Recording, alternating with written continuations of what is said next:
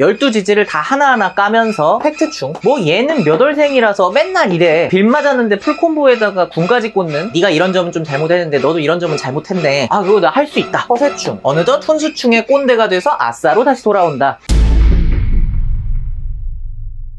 안녕하세요, 이비사입니다. 오늘은 12지지에 대해서 배울 건데요. 여기까지가 제일 빡세고 중요한 파트입니다. 이 10천간과 12지지만 잘해두면 뒤에 나오는 내용은 다 같은 말의 반복이에요. 자, 그럼 집중. 먼저 12지지를 쓸 건데 동서남북 방위별로 극점부터 써요. 위쪽에 자 쓰고 아래에 오를 쓰고, 그러면은 균형을 봐서 오른쪽에 묘, 왼쪽에 유를 씁니다. 다음으로 사이사이에 두 글자씩 채웠어요. 축, 인, 묘, 진, 하, 오, 미, 신, 유, 술, 해. 앞으로도 여러분이 12지지를 이해하고 공부할 때에는 이처럼 반드시 둥글게 쓰셔야 돼요. 그러면은 이 12지지의 뜻이 뭐냐? 각각 봄, 여름, 가을, 겨울, 목, 화, 금, 수랬죠? 그리고 겨울을 이끄는 양, 한겨울인 겨울의 환절기 토. 순서대로 양, 토, 양, 토, 양, 토. 그러면은 얘는 양목이니까 천간으로 치면은 간목이죠?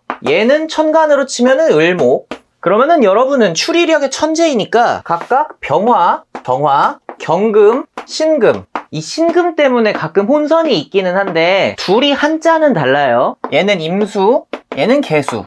그런데 토는 4개네?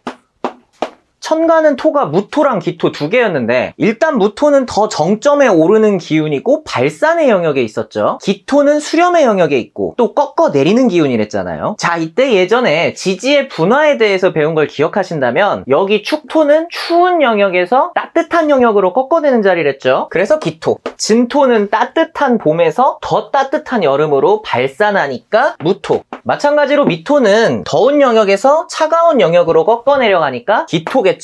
술토는 추운데 더 춥게 만드니까 무토. 그래서 이 둘이 음토, 이 둘이 양토입니다. 자, 그런데 지지는 추상적인 천간의 개념이 현실에서 작용하는 결과예요. 그래서 천간은 마음이나 생각, 기운이라고 했고 지지는 그 마음을 펼치는 행동 또는 스타일이 되는 거거든요. 그래서 천간을 배울 때는 뭐뭐 적이라고 배웠는데 지지에서는 그럼 이 적만 떼면 됩니다. 그러면은 해수는 임수나 다름이 없으니까 임수는 사색적이라고 했고 사색을 추구하는 마음이 현상화된 거는 그냥 사색.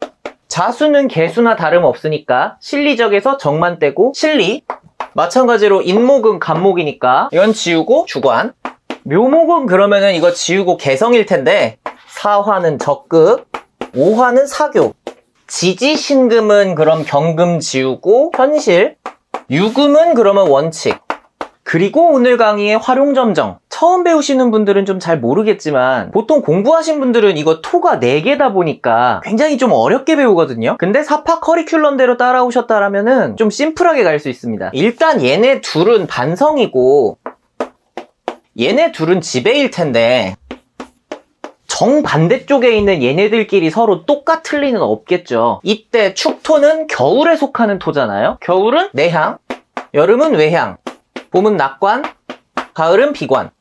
그래서 축토는 내향에 속하는 반성, 내향적 반성이 되고요. 내가 더 잘하면 되지 뭐 해서 노력이 되기도 하고 또 자기 혼자만 노력을 하기 때문에 독선적인 경향이 되기도 합니다. 써줄까요? 내향적 반성, 노력, 독선. 그러면은 얘는 외향적 반성이 되니까 외향적 반성이라는 거는 주변 사람들과의 화합, 소통을 얘기합니다. 화합, 소통. 마찬가지로 봄의 무토, 즉 낙관을 기반한 지배랑 비관을 기반한 지배라는 거는 무토 리더십 중에 낙관적 비전을 제시하는 리더상을 이야기하는 거고 술토는 현실적인 지시, 즉 명령을 내리는 카리스마 있는 보스의 이미지로서 각자가 차이를 보이게 됩니다. 여기까지가 그나마 전통에 기반한 분류법이에요. 이처럼 지지는 천간으로 치자면은 무엇이다 라고 표현할 수는 있는데 우리가 피자를 한국으로 치면은 부침개다 라고 해서 둘이 똑같지는 않잖아요. 아마 부침개에 치즈를 올려도 그렇게 똑같지는 않을 거예요. 딱 그 피자와 부침개 정도의 갭만큼 사실 지지도 천간하고 똑같이 1대1로 대입되지는 않는데요. 그러면은 그냥 이대로 기억하셔도 역시 무방하지만 토의 현상을 풀었었듯이 여러분이 이해하기 쉽게 다른 각도에서 한번 접근을 해볼게요. 잠깐 끊었다가 이어서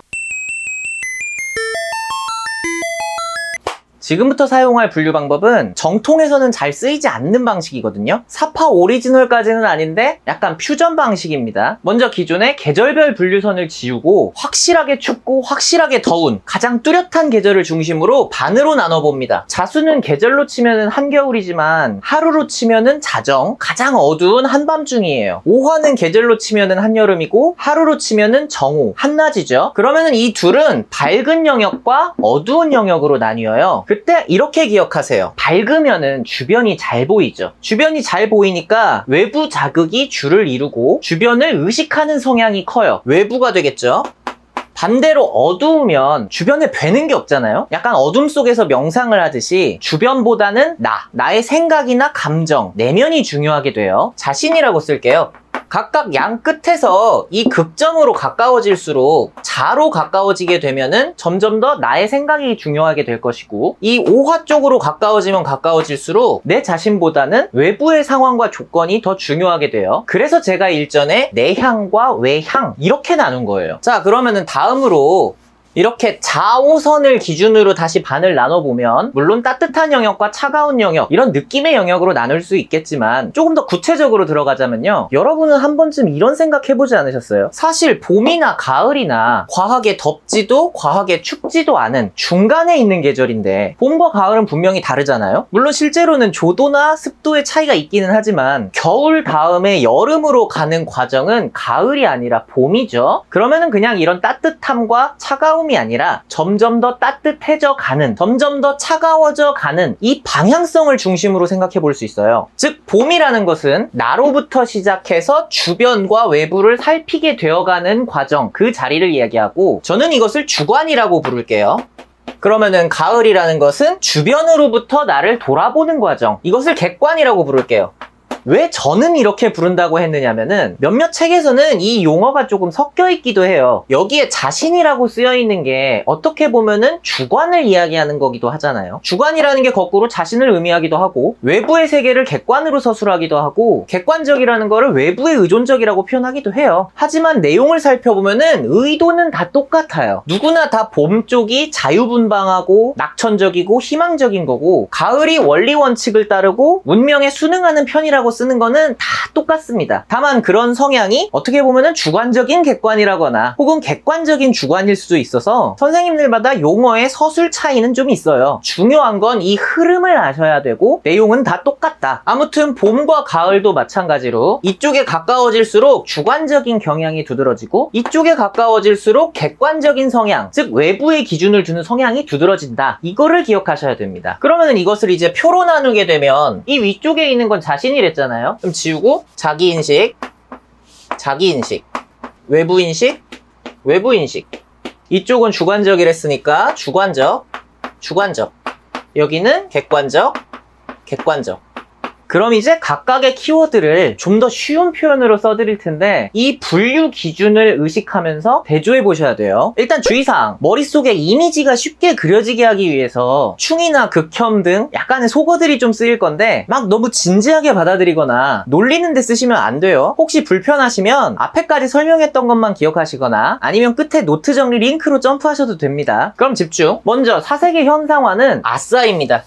왜 조용히 혼자서 생각하는 거 좋아하는 사람들 있잖아요. 뭐 흔히 착한 아싸들 같은 이미지이고 얘기 잘 들어주는 친구들 있잖아요. 혹시나 해서 거듭말하지만 이 해월생이라고 해가지고 다 아싸는 아니에요. 왜 그 도둑 맞은 아싸 있죠? 아무리 봐도 인싸인데 자기가 아싸라고 하는 애들, 그런 친구들이 여기에 대거 섞여 있어요. 생각이 깊고 차분하고 다른 사람 말을 잘 들어주기 때문에 오히려 인싸가 여기에 더 많아요. 근데 자기는 인싸가 아니라고 하지. 그래도 이미지상 아싸라고 써두겠습니다. 얘기 잘 들어주고 인싸무리에서도 좀 조용한 친구들. 자수는 실리라고 했었는데 여기서 말하는 실리라는 거는 오화가 외부에 중점을 두는 거에 정반대인 자기인식이었잖아요. 나의 감성에 충실하다는 것, 감정적인 행동이 많다는 거라 푼수라는 이미지가 훨씬 더 잘 맞아요.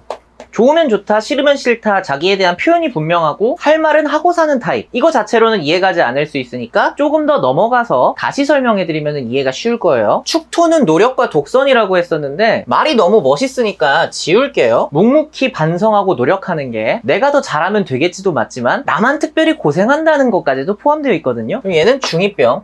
인목은 주관의 현상화인데 자기 주관 그 자체인데다가 또 간목이 땅을 뚫고 솟아오르는 힘이랬죠. 그러면서 나를 주변에다가 어필하는, 그러다 보니 정작 지배적인 성향을 가지고 있는 무토들은 에너지가 정점에서 충만하니까 막 먼저 나서지는 않는데 오히려 인목 얘네들이 더 나서는 경향이 있어서 실제로 보게 되면은 얘네들이 더 지배욕에 가깝게 보이거든요. 사람들 무리해서 리더 노릇을 하려고 하고 또 센 척도 많이 하니까 얘네들은 까우충이라고 쓸게요. 얘는 좀 아닌가? 겉멋이라고 할게요. 뭐 겉멋인 경우도 많지만 멋을 추구하는 만큼 인목이 잘 발달되면은 사람이 굉장히 멋있어요. 묘목은 개성의 현상화니까 그냥 있는 그대로 개성이 넘치는 또라이 괴짜라고 할게요. 이거는 솔직히 반발할 걱정이 별로 없는 게 묘월생들은 개성을 추구하다 보니까 똘기 넘친다고 하면은 오히려 좀 좋아하는 경향이 있더라고요. 그래서 괜찮아요. 물론 미쳤다고 하면은 당연히 싫어요. 그건 안 돼요. 진토는 낙관적 지배라고 했는데 어른스럽고 침착합니다. 근데 그거는 위기 상황에서 그런 거고 평상시에 보게 되면 되게 능청스럽고 성인 유머나 아재 개그를 좀 좋아하더라고요. 자, 아재라고 쓸게요. 추가적으로 실리적인 욕망과 욕심이 굉장히 많은데 또 그걸 직접적으로 드러내지 않는 법, 조절하는 거를 굉장히 잘해요. 그래서 능청스럽다로 정리할 수 있겠네요. 사화는 열정의 현상화고 대체로 보면은 아는 것도 많고 아는 척도 많이 해요. 반대쪽에 있는 해수가 침착하고 잘 들어주는 성향이랬잖아요. 그럼 얘는 반대인 거야. 막 저돌적이고 설명하기를 좋아해요. 그러면 설명충. 근데 이게 행동할 때만 보여서 그렇지 실제로는 조심성이 좀 많은 편이라서 정보 수집하고 준비를 엄청 많이 하는 스타일이에요. 덧붙여서 이런 저돌적인데 조심성이 많다는 얼핏 모순되어 보이는 부분들 있잖아요. 이거 복선이니까 기억해 두셔야 하고, 이런 점을 전통 물상론에서는 뱀사자라서 뱀이 또아리를 튼 거에 비유하는 게 조심성이고 또 뱀이 후진하지 못하는 거를 직진성으로 얘기를 하기도 해요. 그래서 얘네들의 문제가 뭐냐면은 열정과 추진력은 좋기는 한데 좀 코딩된 기계 마냥 미리 설계한 대로 몰아치는 거는 잘하지만 상황이 변해도 융통성 없이 그대로 가니까 약간 빌 맞았는데 풀콤보에다가 군까지 꽂는 그런 노빠꾸 스타일이 좀 있습니다. 오화는 사교의 현상화다 보니까 말을 일단 잘해요. 게다가 외부를 인식하는 부분이 있잖아요. 또 사교이니까 사람들을 좋아하는 만큼 과시욕이나 허풍도 좀 많이 있습니다. 반대편에 자수가 나 그거 못해 라고 할 때 오화는 그거 나 할 수 있다 라고 허세충.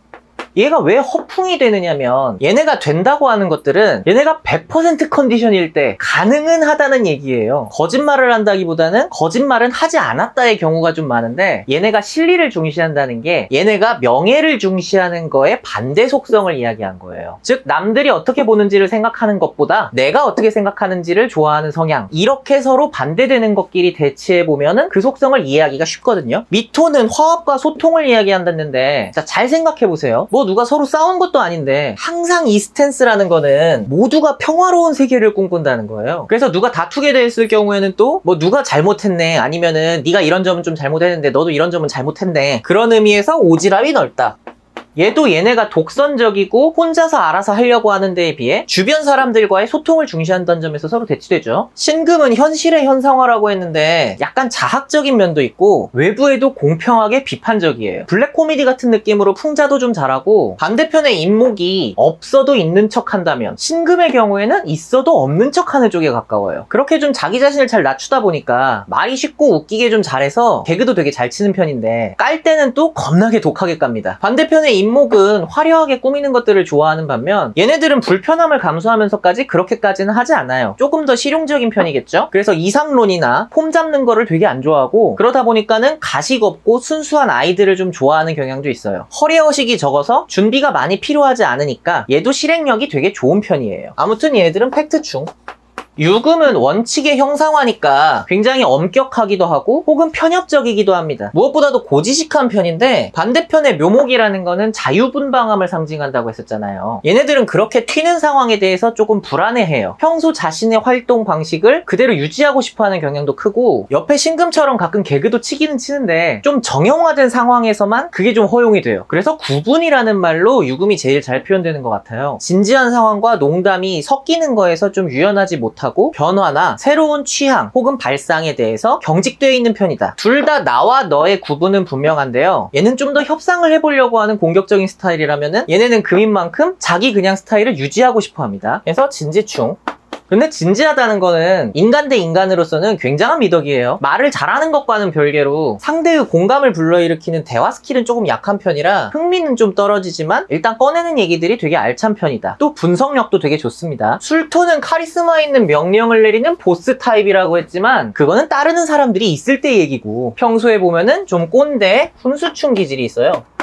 대신 거꾸로 말하자면 12지지 모든 글자 중에서 사람 쓰는 일을 가장 부담 없이 잘할 수 있고 또 유금 옆에 있는 만큼 원리 원칙에 따른 공정함이나 꼼꼼함 이런 부분도 있습니다. 또 반대편의 진토가 현실적인 욕망과 욕심 등을 이야기했는데 술토는 명예나 혹은 영성적인 욕심이라는 점에서 각각 차이를 보이게 됩니다. 그래서 12지지는 인접한 글자끼리는 비슷한 속성을 공유하고 반대편의 글자끼리는 상반되는 속성을 갖는데 시간 순으로 내향의 세계에서는 아싸가 자기 감성에 충실하면서 중2병이 되고 낙관의 세계에서 자기 주관을 형성하고 난 이후에는 까오도 부리다가 좀 지나쳐서 또라이가 되고 이게 이제 외부를 신경 쓰기 시작하면서 성숙해지게 되었었다가 주변에 아는 척도 하고 허세도 부리면서 사람들을 모으려고 오지랖을 부리다 보니 신경이 예민해져서 비관의 세계로 돌입했을 때에는 팩트로 무장하고 진지하게 굴다 보면 어느덧 훈수충의 꼰대가 돼서 아싸로 다시 돌아온다. 물론 여러분의 팔자는 이 흐름 속에 어느 한순간에 태어나서 그날의 복합적인 기운을 기반으로 형성되어 있기 때문에 딱 잘라 어느 한 가지 성향에만 속해 있지는 않을 겁니다. 또 궁성론에서 설명드렸듯이 여러분 스스로는 특정 글자에 공감을 하더라도 주변 친구들이나 혹은 다른 사람들이 나를 보고 평가할 때는 나는 이거라고 했는데 너 그거 아니고 완전 이건데? 가 될 수도 있어요. 중요한 거는 천간처럼 지지도 특별히 나쁜 글자